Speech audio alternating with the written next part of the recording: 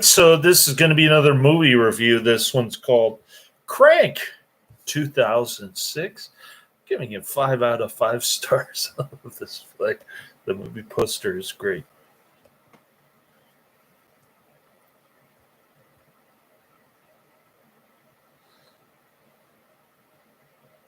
I can't even read the movie poster, but it looks cool with Jason Statham and his gun. Police cars crashing in the background. Jason Statham, Amy Smart Crank, another Lionsgate flick. I watched these in reverse order. I saw Crank 2 High Voltage first, and now I'm watching Crank in reverse order. This is going to be another Karate Man recommendation.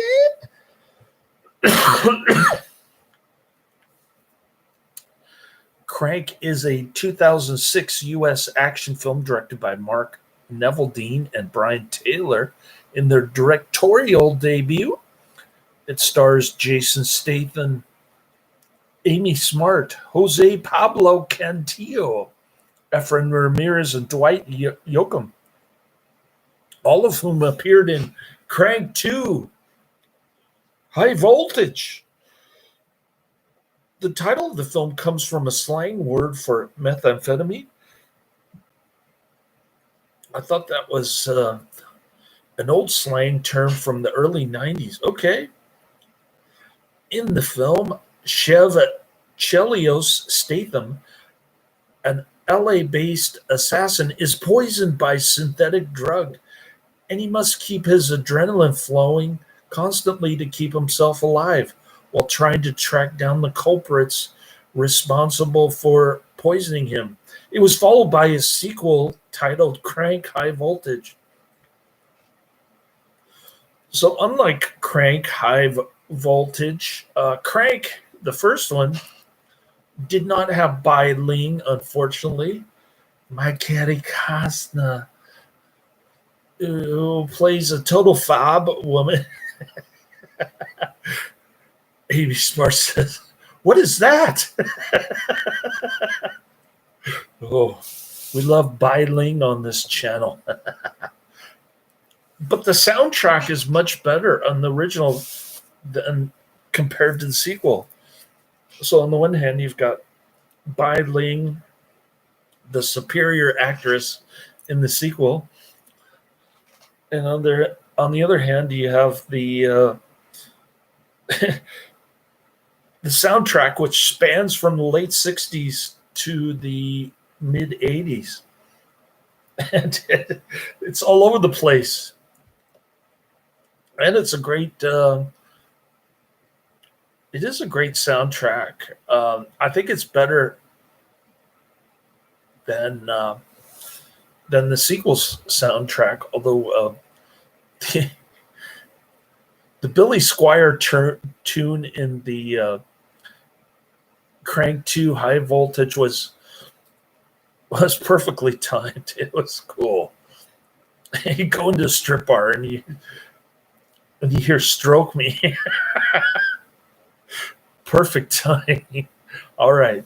Chef Chelios, an LA-based hitman, works under Don Carlos's crime empire. Chelios is contracted by Carlito to kill Don Kim, a mafia boss, as members of the triads have been encroaching on Carlito's business. And with any drug war,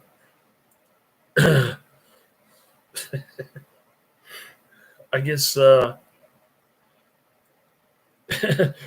comes a turf war to go along with it. Chelios goes to Don Kim, and Chelios apparently kills him. In the confusion, Rick Verona, an ambitious small-time criminal, uses the opportunity to conspire with Carlito against Chelios.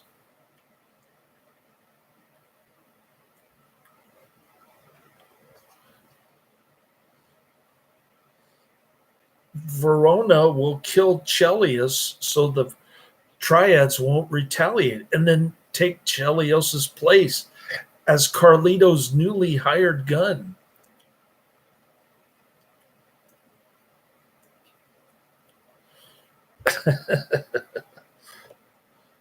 You think that's complicated? Well, don't worry because there's plenty of action and crazy stuff. Total mayhem, jumping camera. It really makes you feel like you're on crank, literally. Not that I would know what that's like, but I've heard stories. Anyways, production companies Lakeshore Entertainment Radical Media, distributed by Lionsgate. Release date September 1, 2006. Running time 87 minutes. Country United States. Language English. Budget $12 million. Box office $42.9 million. And I'm not sure why they called the sequel Crank 2 if it didn't have anything to do with methamphetamines. It was all about hooking up his tongue to some car battery or something. I'm trying to remember the sequel. It's been so long. Oh, Karate Man's in the chat room. One of the craziest action movies ever. Both Crank movies are action movies high on cocaine and steroids. Yeah, you can say that again. I was going to say it feels like I'm on meth when I'm watching this. The camera shake and Jason Statham running around like a chicken with his head cut off.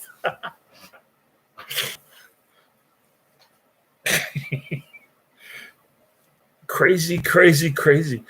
Yeah, it is crazy. I like it when he steals the the cop bike and he's listening to some late 60s bubblegum rock music.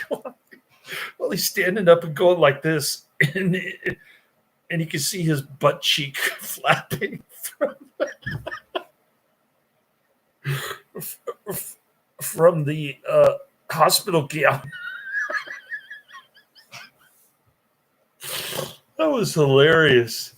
Anyways, I'm back. It's been a week since I commented. Does it feel like a while? Yeah, what happened to Adrian? He disappeared. I started doing Catholic documentaries, and I think I ticked him off. Anyways, Crank movies are like modern cult movies. Yeah. Why didn't they make a Crank 3? Dang it. Now I want to see Crank 3. Now that I've seen the series, the franchise, so to speak. And it's even got a guy from the Fast and the Furious, some Hispanic dude, makes a cameo in this.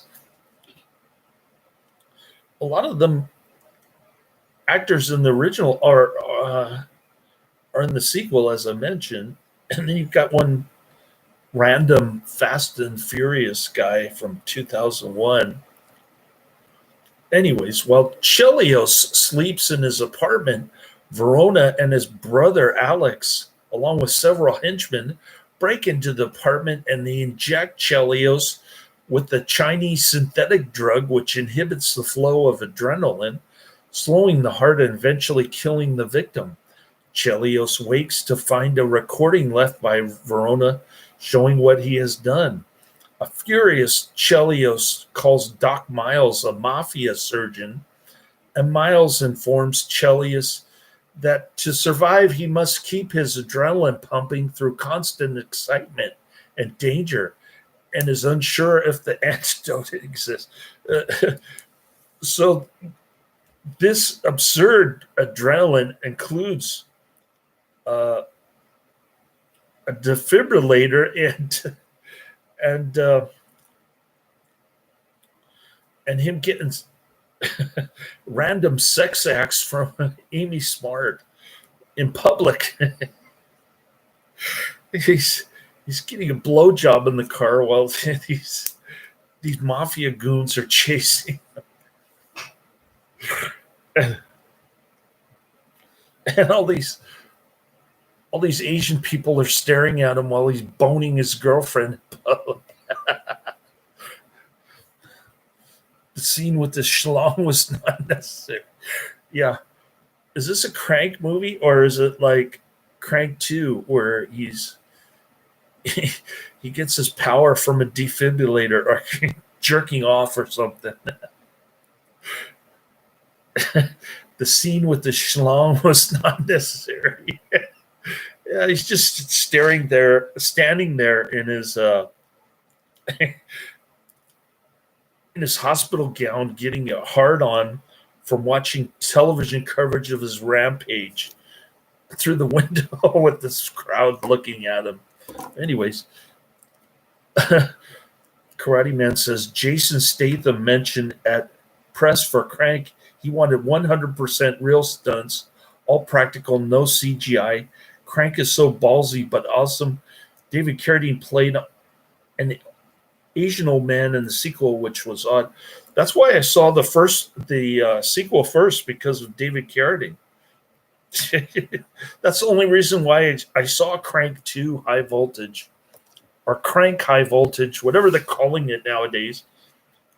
When I saw it, it was called Crank 2 High Voltage. Anyway,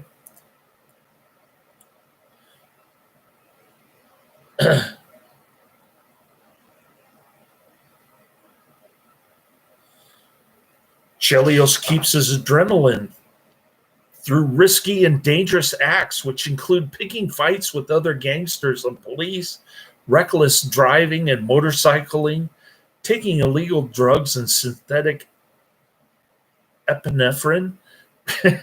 Epinephrine is for extreme allergy reaction, and having public sex with his girlfriend Eve.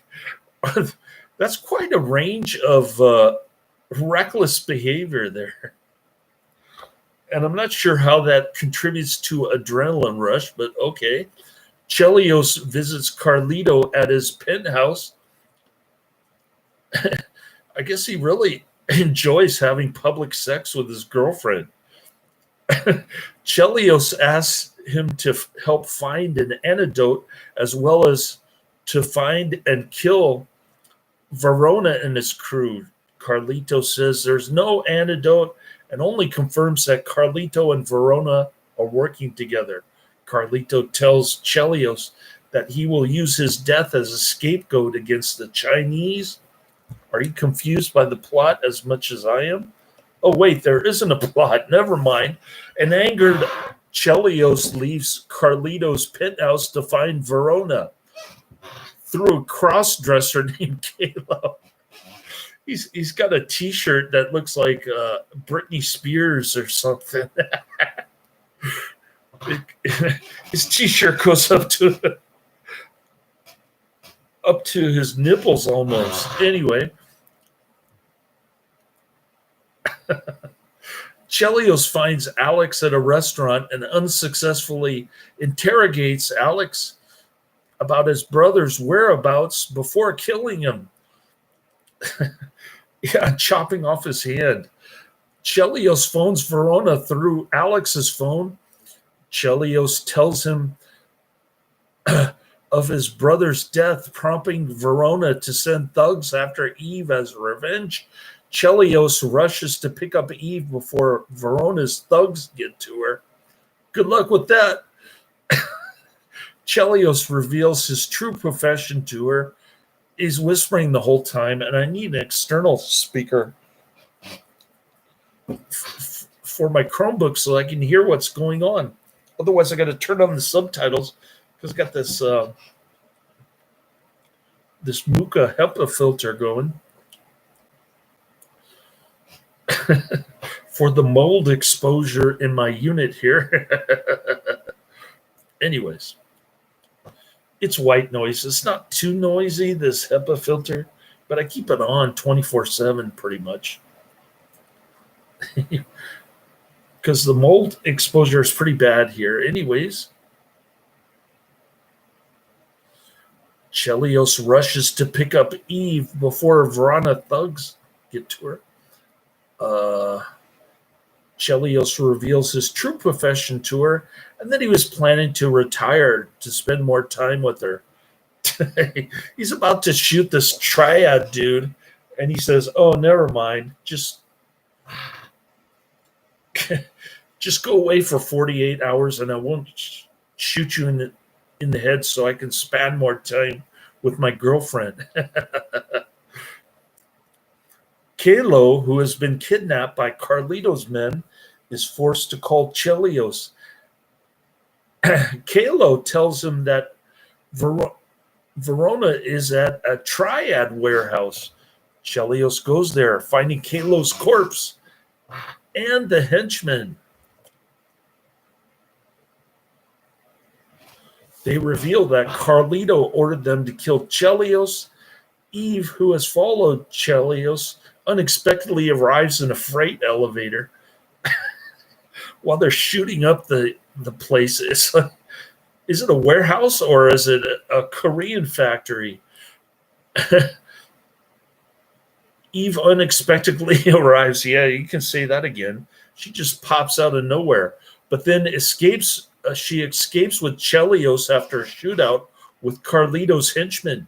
Chelios and Eve go to the Doc Miles place, where Miles explains that he cannot cure Chelios.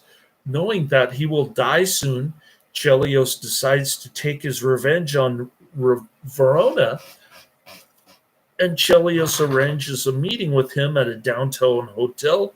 Chelios goes to the rooftop of the hotel. Chelios meets with Verona, Carlito, and his henchmen. All right. Now this Carlito dude, who wasn't really in the rest of the film, unless I missed something, he takes out a syringe. Carlito fills it with the same poison, and Carlito's about to kill Chelios by injecting the second dose into him, but Don Kim, who is alive as Chelios spared him, arrives with his triads to assist Chelios, and a shootout follows. So Jason Statham is he's pretending to shoot the bad guys in the head with his finger, if you can call them bad guys. Everybody's a bad guy in this film. Anyways, he shoots this guy with his finger, and then in the background you see the triad army with their guns just appear out. They just appear out of nowhere. Camera tricks. Anyway, during the battle, several of Don Kim's and all of Carlito's men are killed.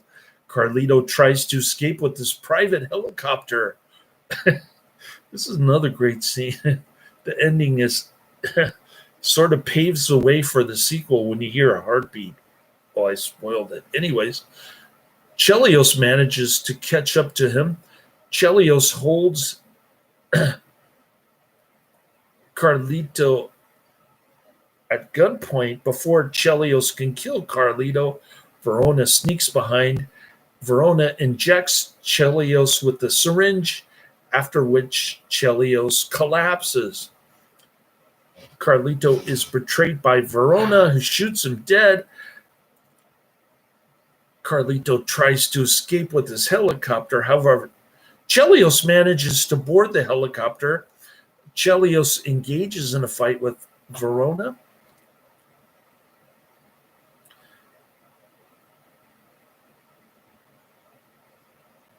Chelios manages to pull Verona out of the helicopter.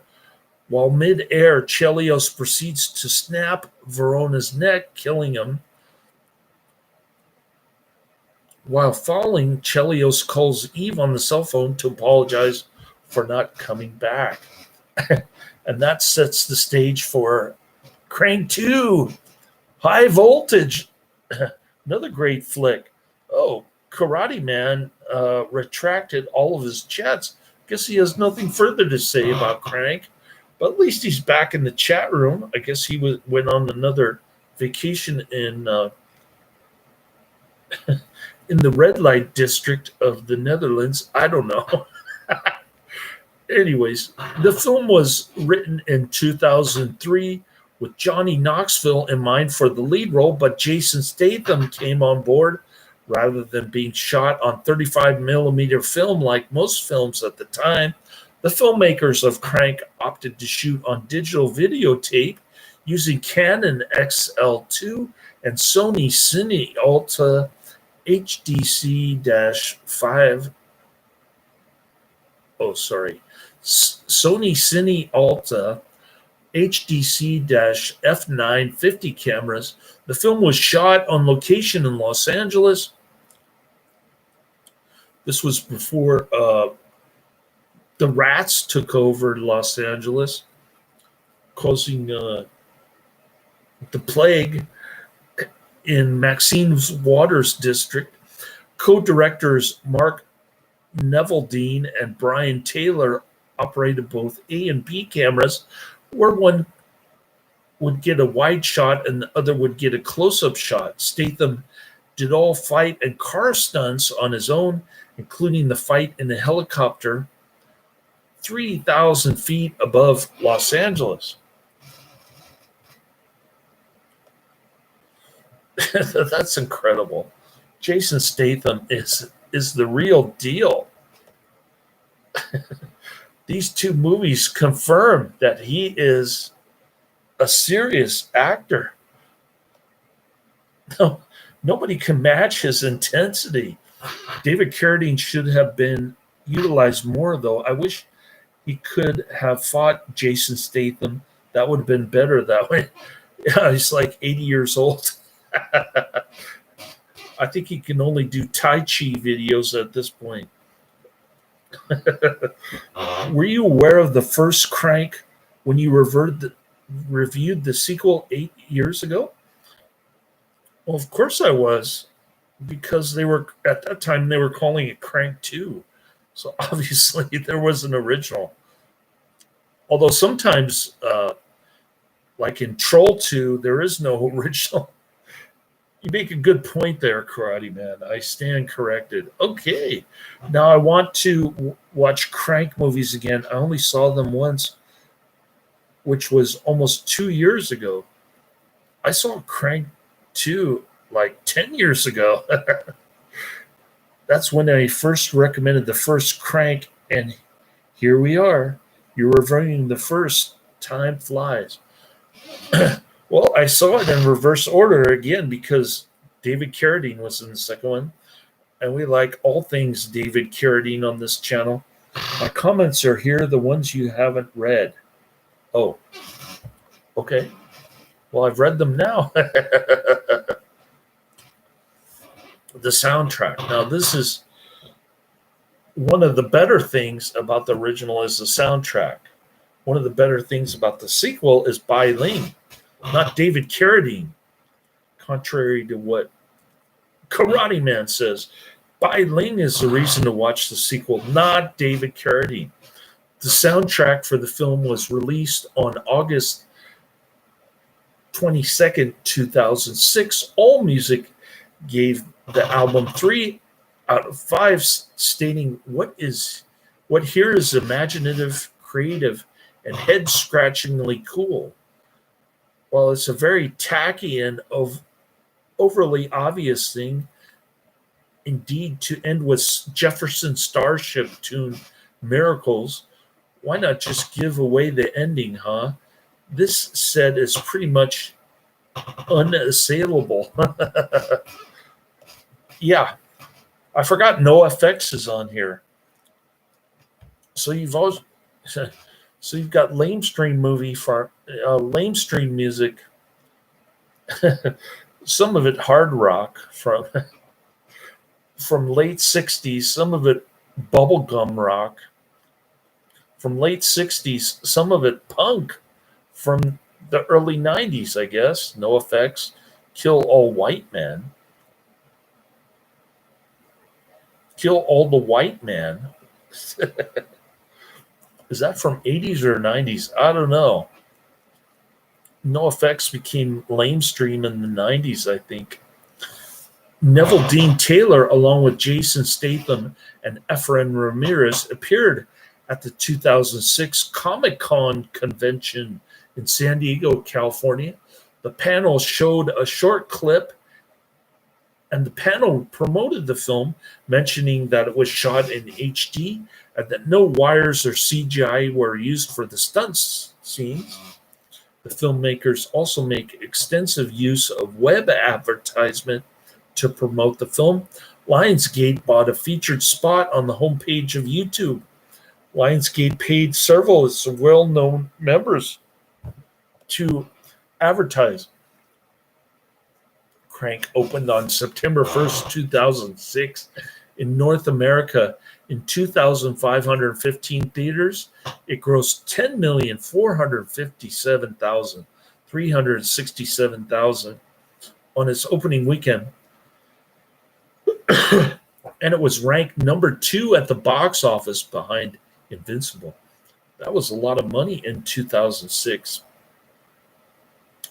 The film ended up grossing $27,838,408 domestically and $15,092,633 internationally, for a total of $42,931,041.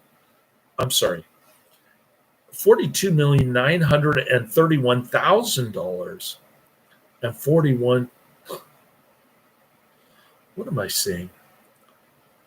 $42,931,041 on a $12 million production budget. Sorry. My math skills are a little off today. Okay. Mr. Karate Man is back to deleting comments. On Rotten Tomatoes, the film holds an approval rating of 62% based on 99 reviews, with an average rating of a whopping 6.1 out of 10. Can you say lamestream? The website's consensus for the film reads, Crank's assaultive style and gleeful depravity may turn off casual action fans, but audiences seeking a strong dose of adrenaline will be thrilled by Jason Statham's raucous race against mortality. On Metacritic, the film has a weighted average score of 57 out of 100 based on 19 critics, indicating mixed or average reviews. Audiences surveyed by CinemaScore gave the film an average grade of C+ on an A+ to F scale. That's a very low rating on CinemaScore.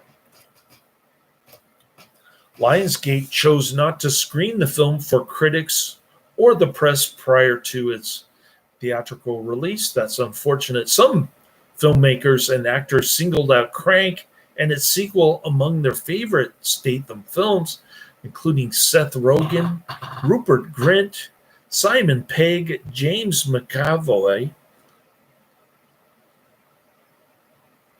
Edgar Wright, and Gareth Evans. I don't even know who most of these people are.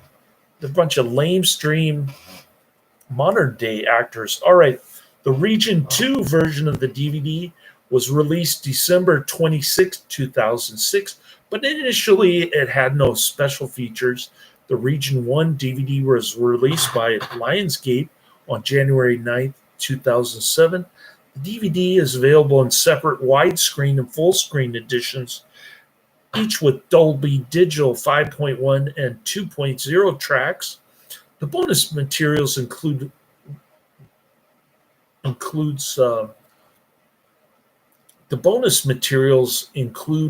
running cast and crew audio commentary, behind the scenes footage,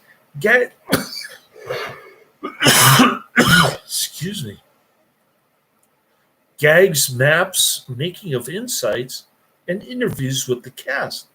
These features are all accessible via the cranked out mode, a pop-up window feature that allows access to the extras without ever leaving the film. The DVD also includes a family-friendly audio replacement in which the film is dubbed over as it would appear on a television broadcast but the violence, language, subtitles, and nudity are still the same. A J2Me game was developed by Silverbox Studios. I think we saw that game at the end of the rolling credits. There was some Crank video game. A sequel titled Crank High Voltage was released in 2009. I don't know if it was the same directors or what. Maybe Karate Man knows. Oh, Adrian finally made it in the chat room. My comment, now you read, Crank movies are just crazy. Adrian said there is a part two. Yeah, we know that. I reviewed part two about 10 years ago. I went in reverse order. What did I say just 4 times? I did because I'm crazy like Crank. Whoa. Oh, Karate Man's crazy. He's high as a kite on Crank. Crazy to the max. Too much energy drinking. Yeah, I had that problem around 2006. I was taking energy drinks and colon cleanse at the same time. Or was it super colon cleanse? And then my coworker told me to stop taking that. And, and I got a hemorrhoid. Crank is an energy drink itself by watching it. I guess I think it's more like staying up all night on Crank, the methamphetamine drug. But I wouldn't know anything about that, of course. The Beekeeper is a good movie.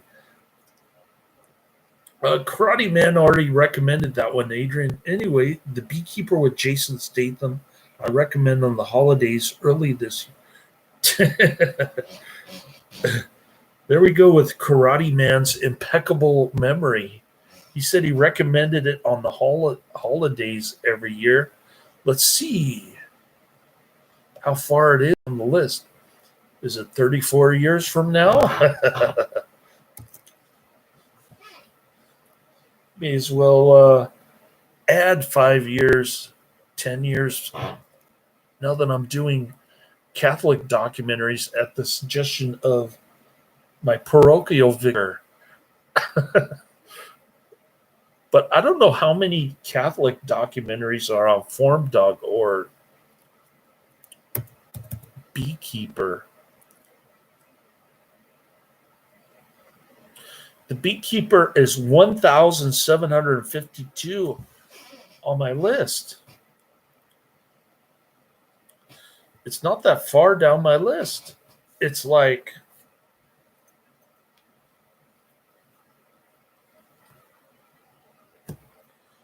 I don't know, 25 years from now, maybe? Depending on how many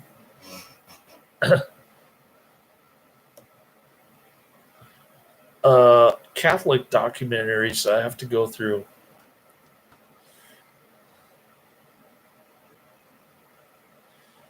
Beekeeper stars Jason Statham. See it. Adrian retracted his other comment. All right. Crank. Super Lame Stream. 2006. Rated R. 1 hour, 28 minutes. It has nudity and blasphemy, of course. I wish Bai Ling would have gotten nude in the sequel. It gets a whopping 6.9 out of 10 IMDb. Are you kidding me? 271,000 ratings on IMDb. I'm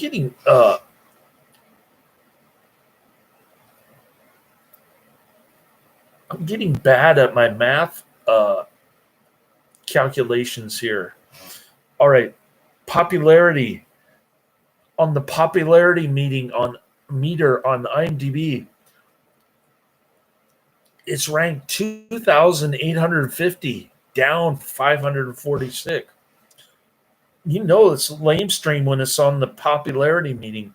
Although the new Snow White film is number 3, and it gets a really bad rating. So it's hugely popular for bad ratings, I guess. Anyways, professional assassin Chev Chelios learns his rival has injected him with a poison that will kill him if his heart rate drops.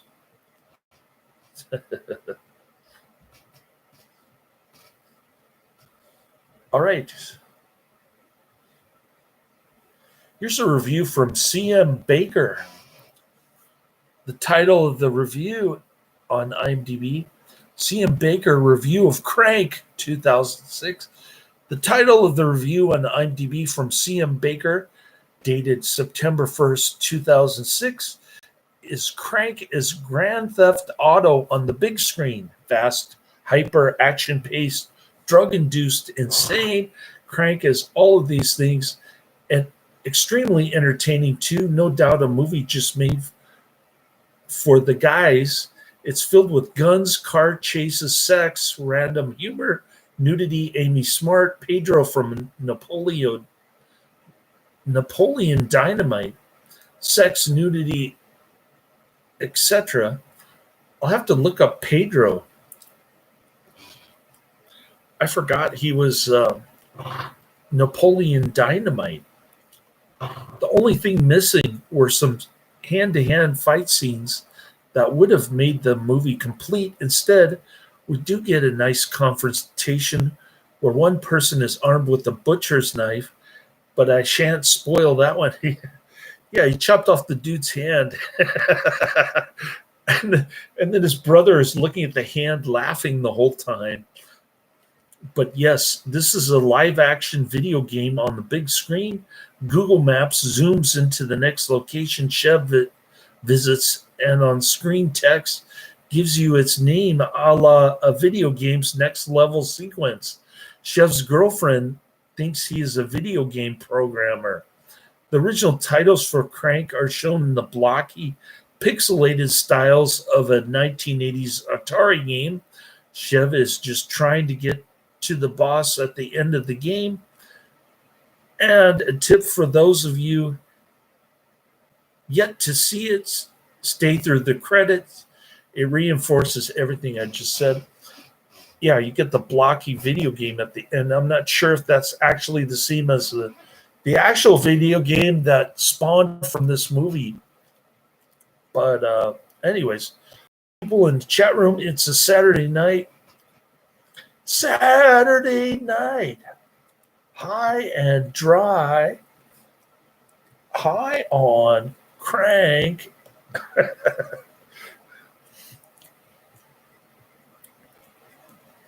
All right, more like this. Crank 2, High Voltage. The Transporter, Transporter 2, and Transporter 3. I probably have all those on my list, come to think of it. Although I did review Crank 2. Although my Crank 2 review is only 7 minutes long. Much shorter than my Crank review. So I've got the Transporter 707 on my list, Transporter 2 300 on my list, and Transporter 3 728 on my list.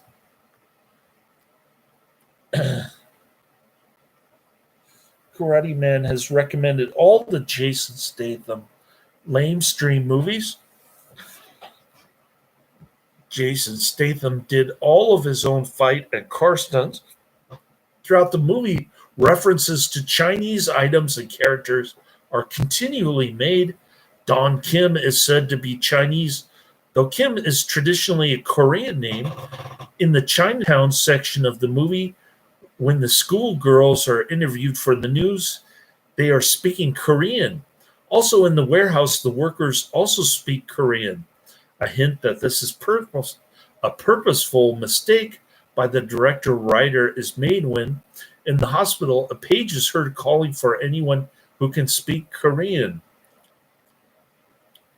Chef Chelios, I'm looking for something that starts with E. Pharmacist, England? that was a funny scene. At the end of the credits, we see Crank as if it was a retro video game. Chev shoots two henchmen. Then he takes a needle containing drugs and goes into rampage mode and runs fast. He runs into another henchman who injects him with the Beijing cocktail. The camera zooms in on Chev's heart, which explodes and blood splatters on the screen, and the words "Game Over" appears on the screen. Well, that Beijing cocktail didn't stop Jason Statham at the end. It wasn't game over. It was time for another sequel. German FSK 16 version is cut for violence, 97 seconds. Uncut version is rated not under 18. I want to see the uncut version. Dang it.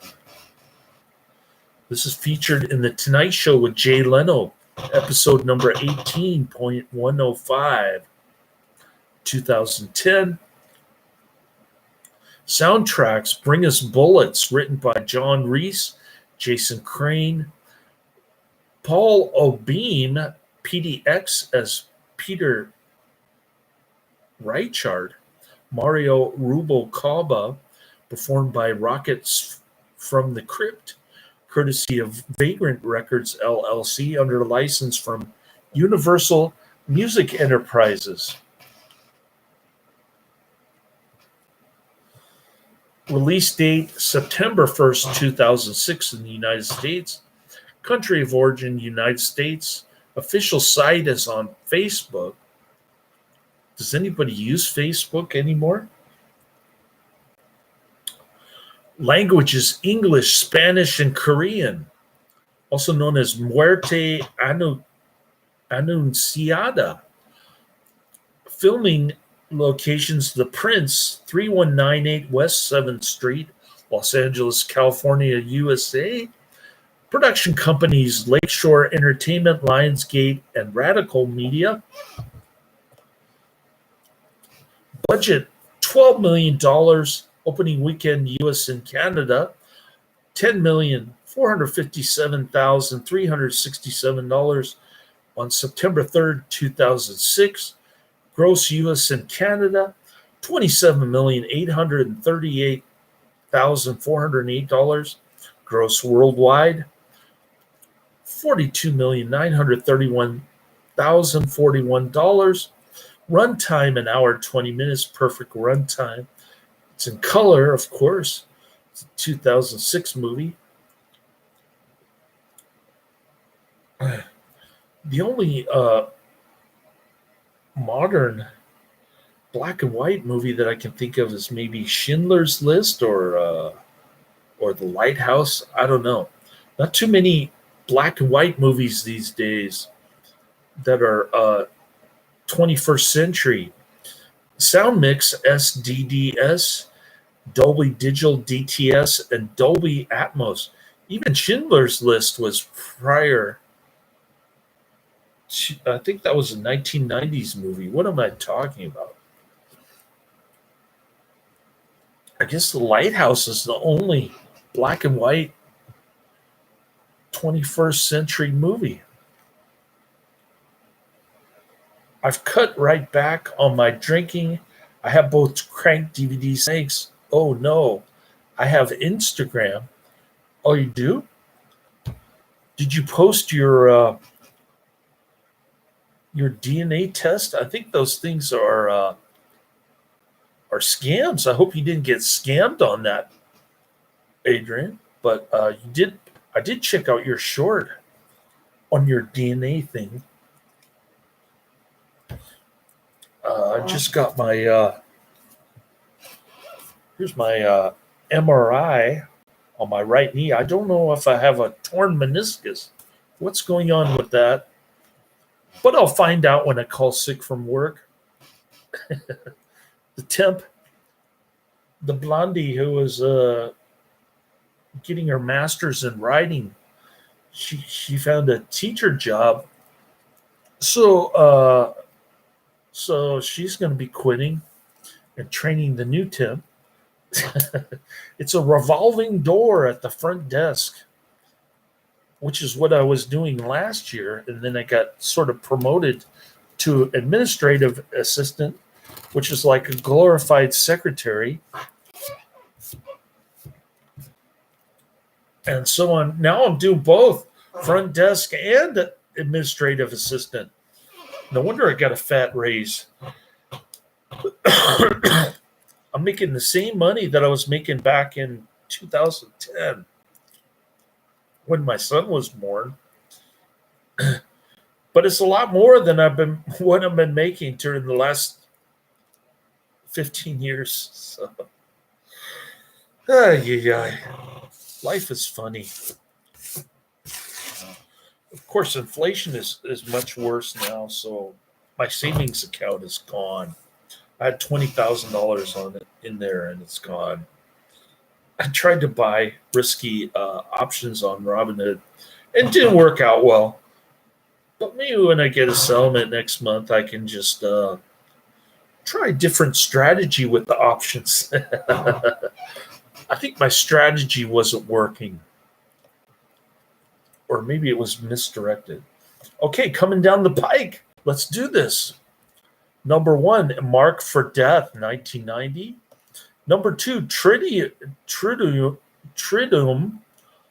A Spiritual Pilgrimage, 2000. Number 3, and Murder, 1930.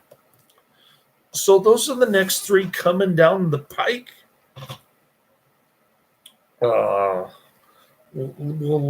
Nobody's in the chat room. Nobody cares about my personal life or my movies list. But it's nice to know that Karate Man and Adrian are still alive. Adrian went off the wagon. I've cut right back on my drinking. How about you just eliminate drinking? That's what I did when my liver was killing me. And I was doing movie reviews in Daly City. When you can hear the planes flying overhead. So I did a much longer review for Crank than I did with the sequel. But needless to say, both movies are excellent for different reasons. Although they are very similar. The soundtrack is different, and there's no Bai Ling in the original. Those are the only key differences that I can recognize. Karate Man's more of a David Carradine fanatic. I think that's why he prefers the sequel, maybe. I don't know. The sequel is totally nuts with that guy's head in a fish tank. What the heck was that? Anyways, fun movies, good times. Thank you, Karate Man, for the recommendation. And thank you, Adrian, for the Beekeeper.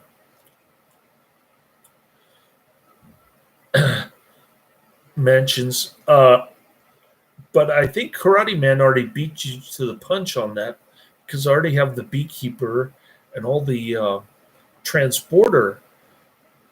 The Transporter franchise on my list here. I forgot to add the stuff from my last review, Captain Kidd, to my list, so I'll go back and do that now. And then watch a little bit of Mark for Death. Hopefully there's a free rip somewhere on one of the 3 major streaming services that I use nowadays. And we'll get going on that. Of course, I'll add some more Ned Beatty stuff if I can wake up early, like 1 o'clock in the morning. I think I can do it. I took 2 naps today, and I'm making good time. I did 2 reviews today, 0 yesterday. So I'm trying to catch up. Hopefully, my deposition on Monday will be 1 hour instead of,